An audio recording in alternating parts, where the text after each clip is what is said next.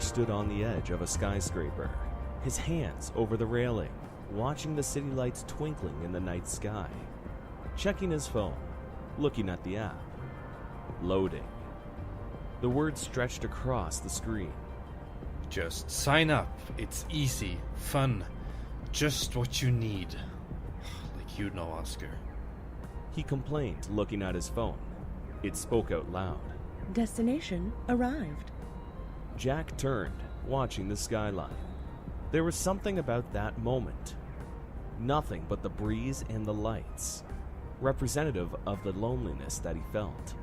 Distant, yet ever present. Jack? Jack turned around, hearing his name spoken in a soft tone. There was a woman, the same longing expression plastered across her face that Jack was sure his face held. Hey, do I know you? What would happen if we ran away right now? Forget the world, forget our responsibilities, and just found an adventure to chase. The look in her eyes was intense, passionate, and a little too endearing for a hello. Jack staggered for a moment, taking it all in. What she said, and what the hell he should say to that. Jack just wanted to get dinner. Was that too hard to ask? As if the world was conspiring against him in that moment. His phone buzzed. Jack's hands shook from it. Or maybe something else. Jack looked down and saw a counter in the corner. Counting back from 30 seconds and 2 dialogue bars. What is this? Let's do it. Or, is life really that bad? Jack panicked for a moment and clicked the "Is life really that bad?" option. Nothing happened. Jack looked up and saw the same expression, still lingering on her face. Is life really that bad? Jack said, not sure if he had to deliver it a certain way, or just that the words themselves counted. When I see those lights, I think of all the lives that found each other, wondering why I haven't. She responded as if nothing Jack said was bizarre, which this whole thing was. She stepped towards the railing, the one he was leaning against, and looked out at the apartments across the street. Her hair blew across Jack's face. He turned and saw her staring out. He remarked that she was staring in a way he'd never seen anyone gaze before. Her lips were quivering. Her breath seemed caught in her chest. Jack couldn't help himself wanting to play along. There was some truth to what she was saying, and she was beautiful. Somehow, the way she was staring off into the distance, he wondered if this erratic date could be the start of something. Jack's phone buzzed again. Another dialogue choice. That's because you've never met me before.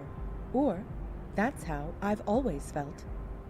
This was getting tedious. Would he have to memorize every line before he said it?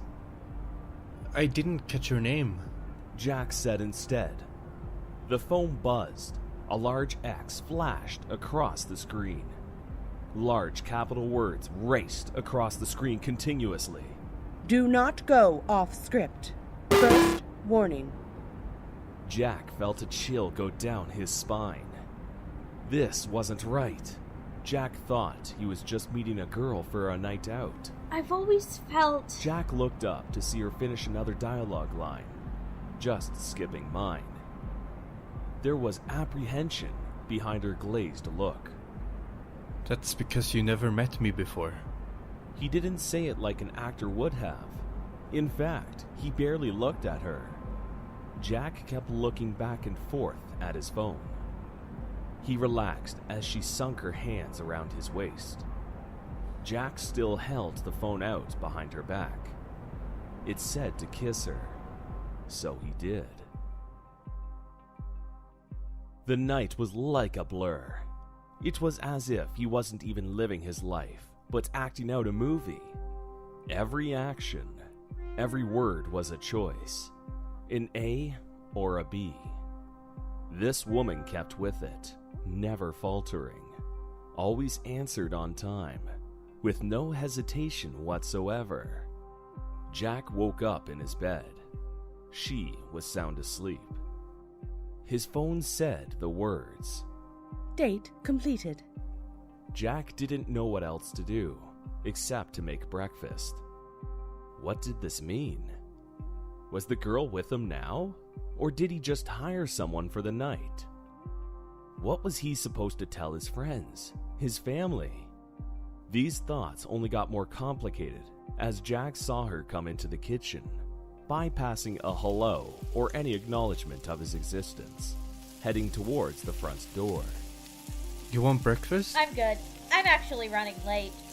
She urged, sticking her head out of his door. For what? Got another appointment. You were good. Make sure you look me up again. She waved her phone with a quick but urgent smile. I never got your name. Jack said to the door as it shut in his face. How do you like that?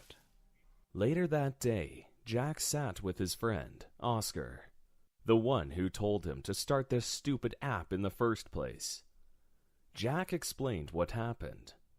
No matter how crazy he thought it was, Oscar barely even reacted. When Jack finished his story, Oscar set down his drink and burst out laughing. What's so funny? Oh, man. Don't you get it? Didn't you read the agreement? Oscar threw his hands up like there was nothing to get mad at. Like this was completely natural. There was like 500 pages of that thing.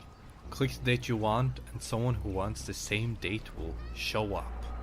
And how it's scripted, you get 3 dates for free. Then you have to subscribe. Experiences for any romantic taste. You gotta read the agreement, man. It's important. He was casual, the way he explained it.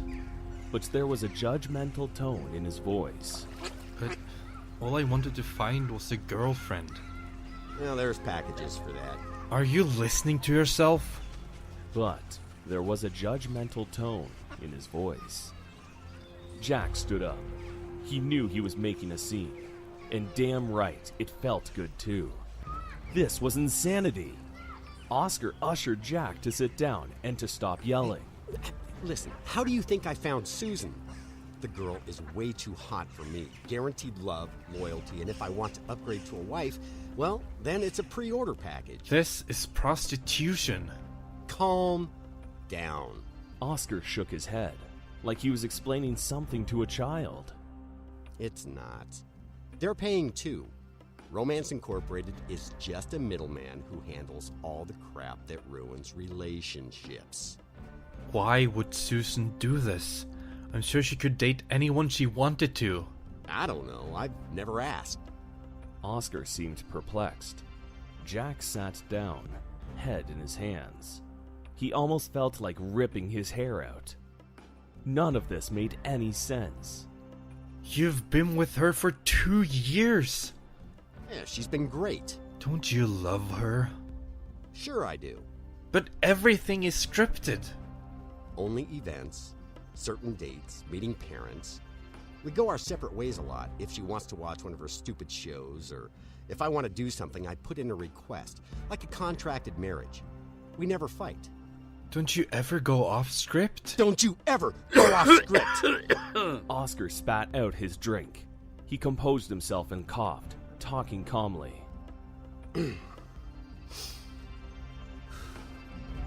Just, man, it's a good thing. Just don't go off script. Oscar tried to look normal, but Jack heard the trepidation in Oscar's voice. Jack could even feel it.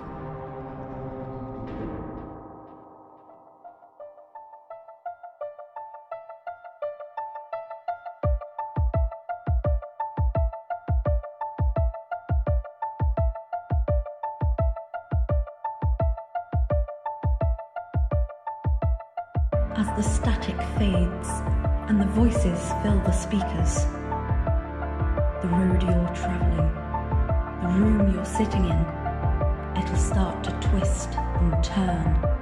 becoming something beyond ordinary, something beyond this world.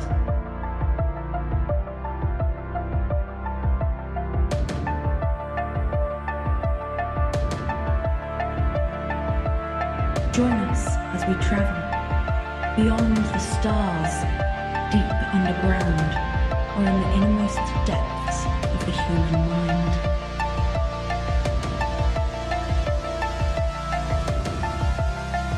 You just tuned into the Radioverse.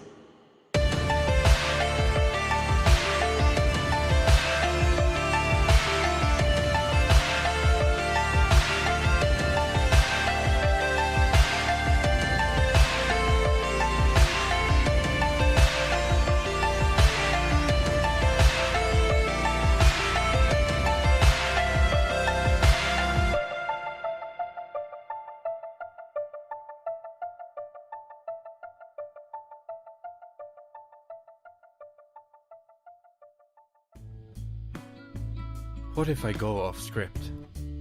Read the manual. The conversation stuck in Jack's mind while he sat at home reading over the list. Go off script is a violation of the contract, which terminates the event. In the unlikely event of a breach of contract, seizure of property may happen. By subscribing, you're relinquishing all authority to Romance Incorporated. Jack blinked, trying to believe that he actually read that. What? Seizure of property? Jack jumped slightly as his phone buzzed in his hand. An alert requesting a hero? Jack clicked to accept it, maybe just to get this nonsense out of his head. He's not sure what will happen now, but at least it would satisfy some curiosity. Maybe it was just because he had nothing better to do. Be at Franklin Street. Bring a bat. Did it say bring a bat? So, there he stood, a few minutes early.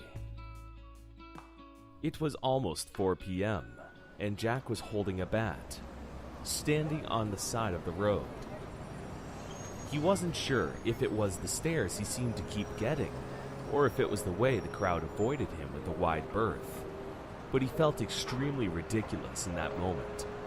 Swing to your right in 5, 4, 3, 2. Jack didn't even think about it. The bat made contact, and a man was lying on the ground, holding his face, cursing and screaming. Before Jack could shudder in horror or bend down to apologize, he felt someone run into his chest, wrapping their arms around his chest. A crying woman. How about that? Jack could hear her talking, but the words didn't stick.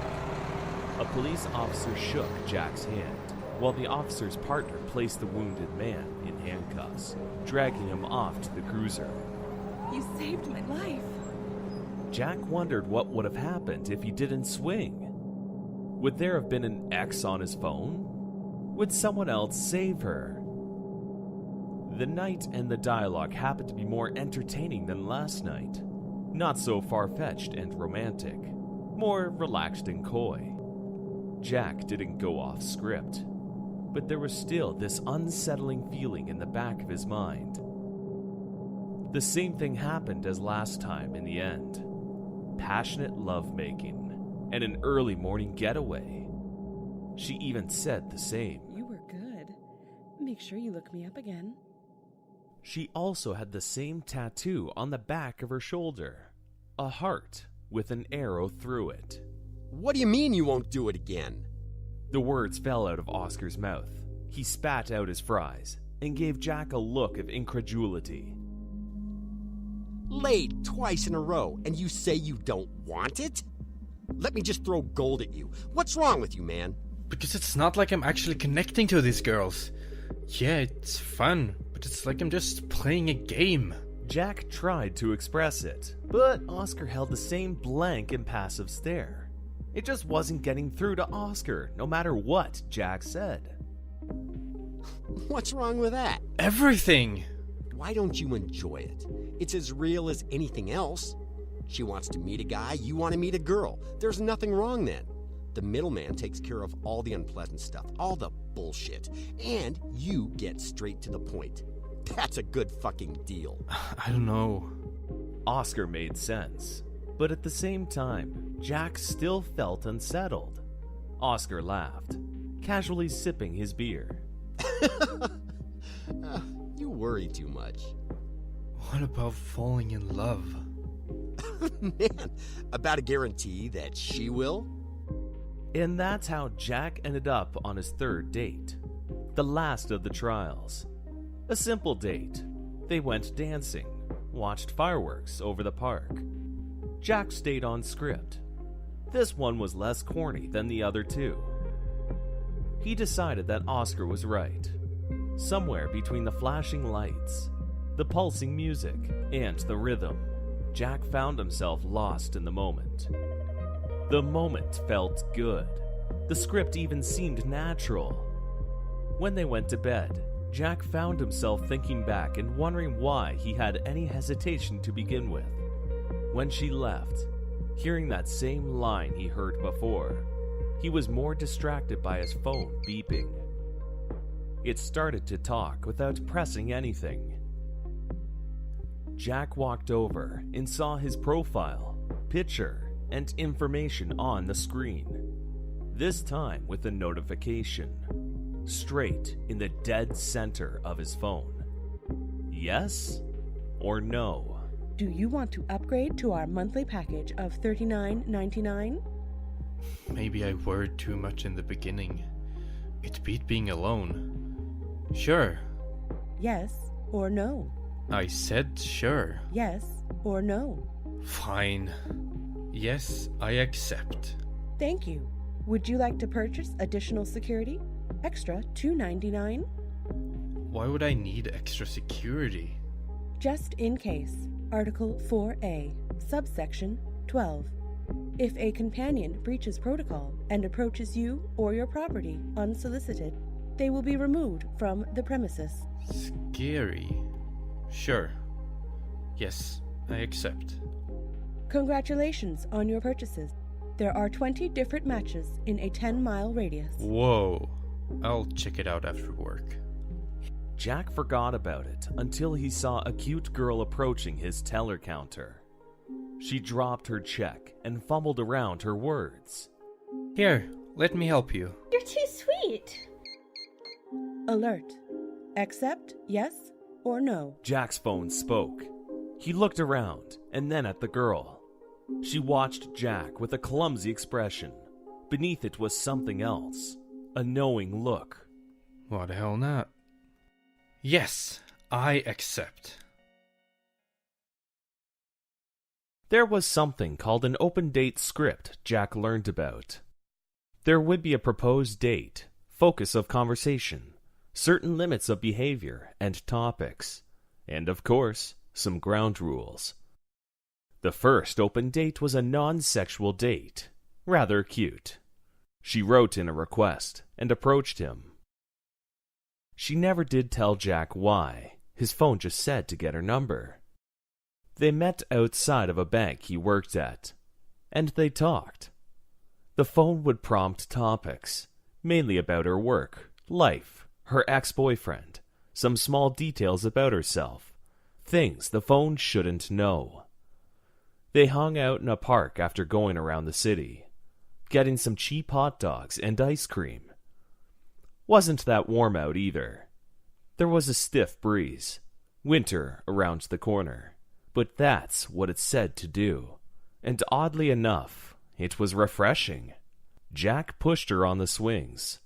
She just mused lightly. You seem really good at this. Jack heard a buzz from his phone. Another update. Looking down, there was 2 lines of script. One in red font and one in green.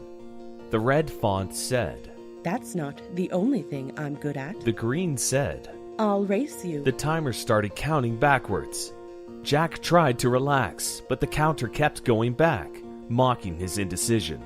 So he chose green. I'll race you. You're on. She leapt off the swing and ran. He chased her. Her energy was boundless. Jack wasn't in bad shape, but he still struggled to keep up with her. Before Jack could recover, she was already jumping onto some monkey bars, taunting him. Jack felt like he was 12 again, and it was great. He laughed when she talked, and she had a cute laugh. There was no prompt on his phone, so Jack finally asked a real question. Are you always this much fun?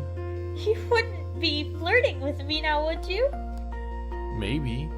He laid back on the little bridge on the playground. Tell me something. Like what? I don't know. Your name? How long you've been on? Why you chose me? I just started on this app. I'm still pretty new and clueless. You're cute, and we're within walking distance. My name's Lauren. I got dumped a few months ago, and guys don't usually ask these questions. She eyed him curiously, but sarcastically at the same time.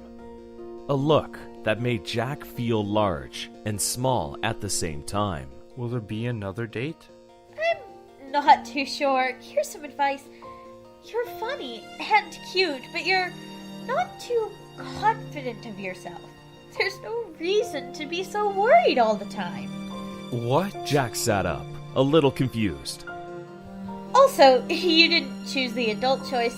That'll cost you points, but since you're new, I'll leave you with 4.5 stars. She kissed his cheek and hopped down. This was fun. Maybe we'll continue this later. And she walked away, while he lay there, looking up at the blue sky, left in a daze.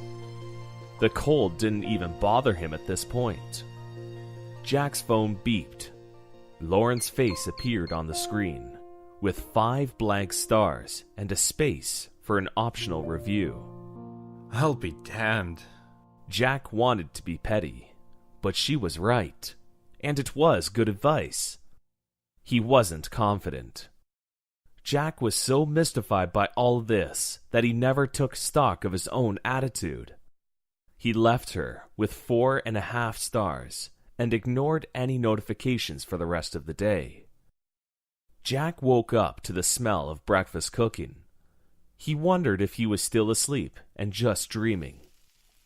Hello? He groggily called out.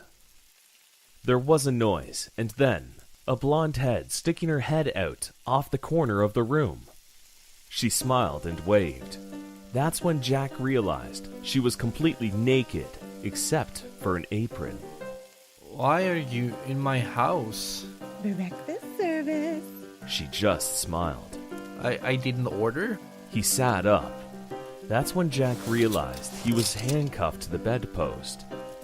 Staring at the fuzzy pink handcuffs, he started to wonder if this was a dream, nightmare, or did he do something last night? No, I ordered it. She walked into the room, crawling onto his bed. I'm not sure what's happening. She kissed him. That's when Jack realized he was completely naked, trying to remember if he had drank last night. You have to decline. If you ignore the app for too long, you're up for grabs. I promise you'll have fun. She winked before a morning Jack will never forget happened.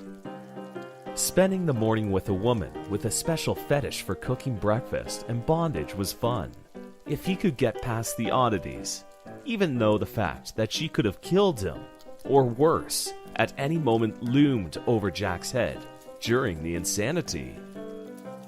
Jack gave her 4 stars. The eggs were great, but she burnt his toast. Note to self: never ignore the phone again. Oscar, we need to talk. Who signed up? Isn't it wild? A little too much. Jack walked around his room after securely locking the door, while on the phone with Oscar. They can barge into our rooms? Jack almost went to scream at Oscar, but Jack could hear him laughing before Jack said anything else. Oh, God. You ignored your phone, didn't you? You got one of the nymphos. There's more?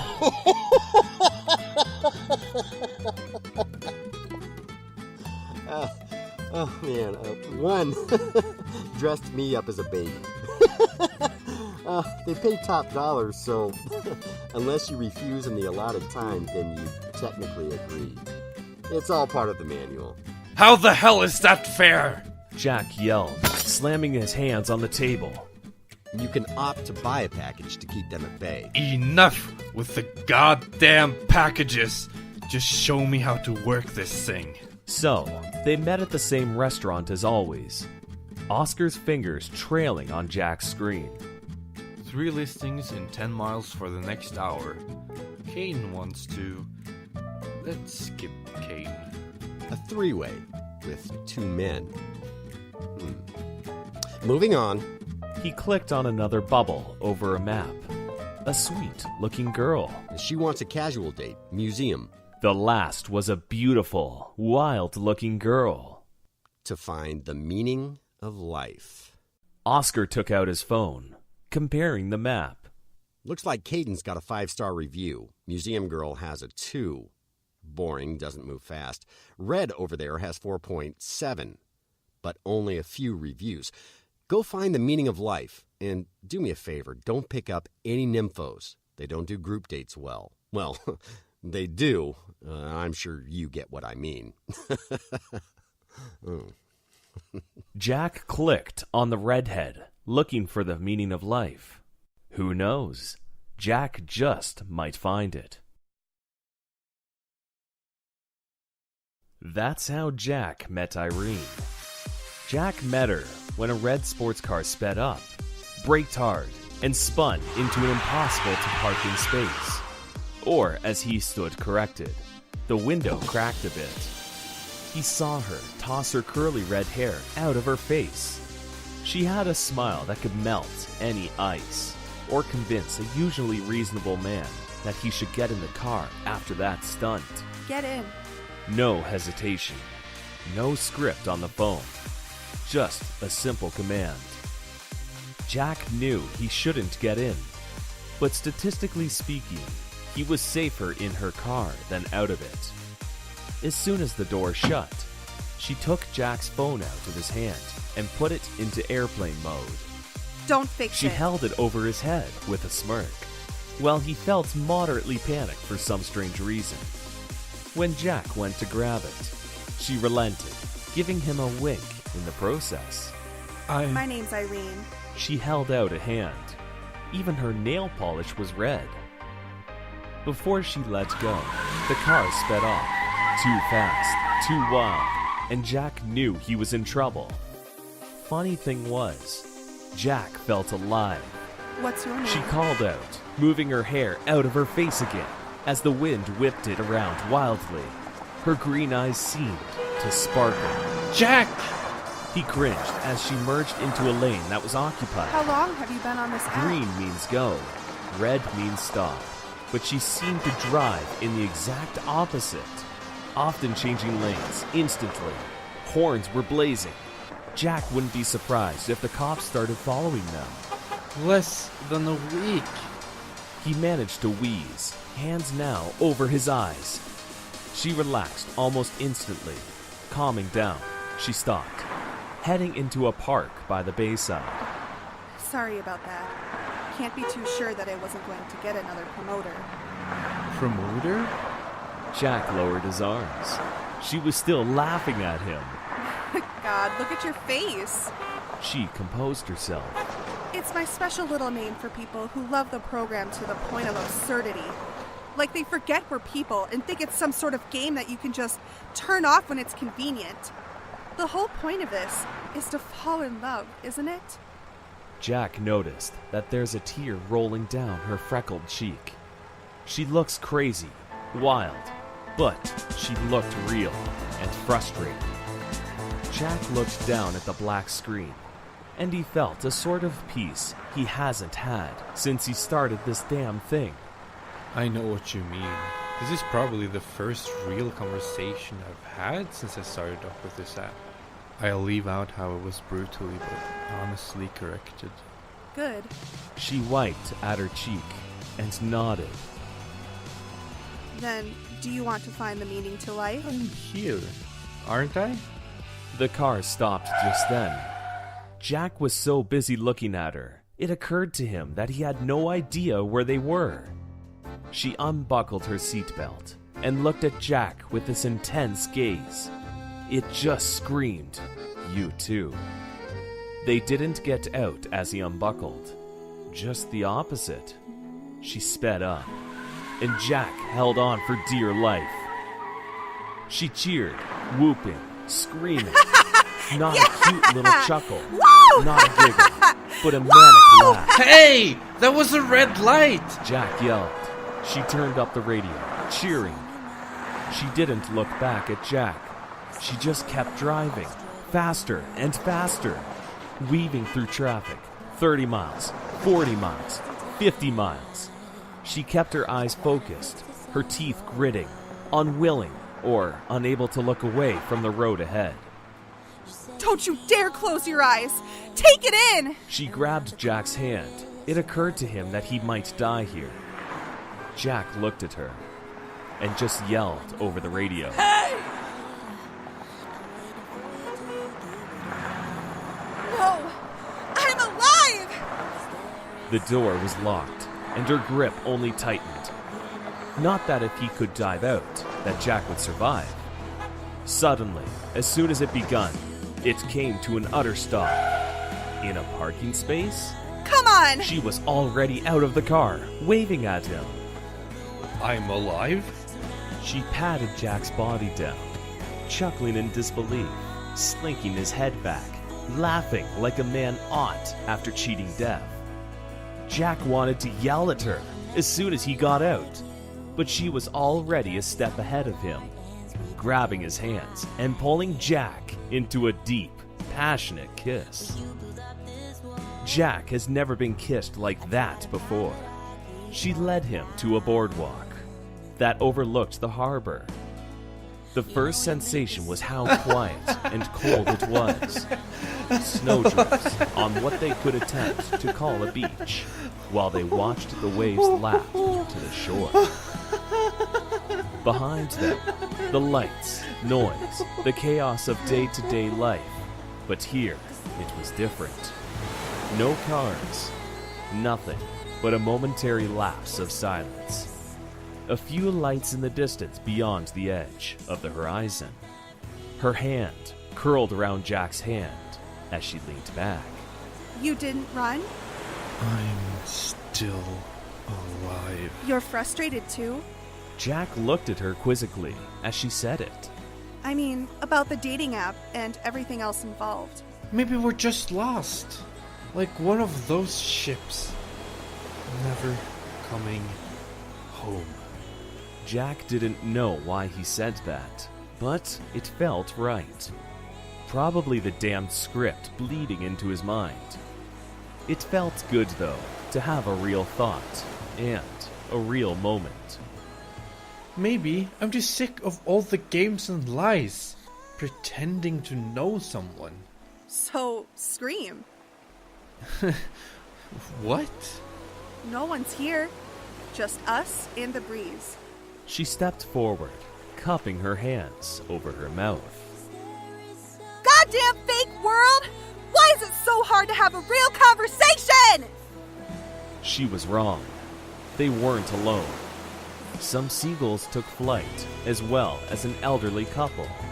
Jack saw more tears in her eyes. Was this an act? If it was, he couldn't tell. Jack could feel the pain in her voice.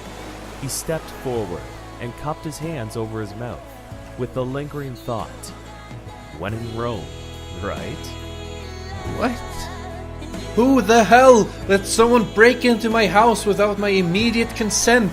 Why is it so hard to get a girl's name or just to have a cup of coffee?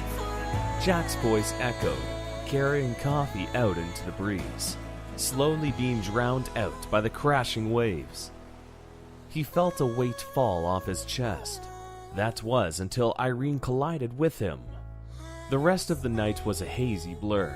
When Jack woke up, he turned over in bed and saw a note waiting for him. Only 12 words were left for him. for the most interesting night of his life. If you are real, come find me. Irene. P.S. Coffee sounds great. Jack tried to remember what happened, how they talked for a while, drove around, not like maniacs, because that time he insisted that he should drive. They window shopped, drank at a few dive bars, bet each other stupid bets, trying to find out who was more daring, even though Jack knew she would win. God, my head hurts. But he laughed. Looking at his haggard appearance, Jack felt happy. In fact, he hasn't been this happy in a long time. Jack felt pain on his right side after laughing too hard, and saw something new. A reddened tattoo, which left bloodstains on his bed. It was a rose compass. She's taking the whole find me analogy to another level. That's new? He traced it with his fingers and immediately regretted touching it. Jack made breakfast and sat down at the table. It just occurred to him in the moment that he still had his phone on airplane mode. Jack sipped his coffee until he saw the numerous messages, some from Oscar. Where the hell are you? Jack, you're not supposed to ignore the system. Dude, you're in trouble. That date was never authorized. They're coming for you. Was this some kind of joke?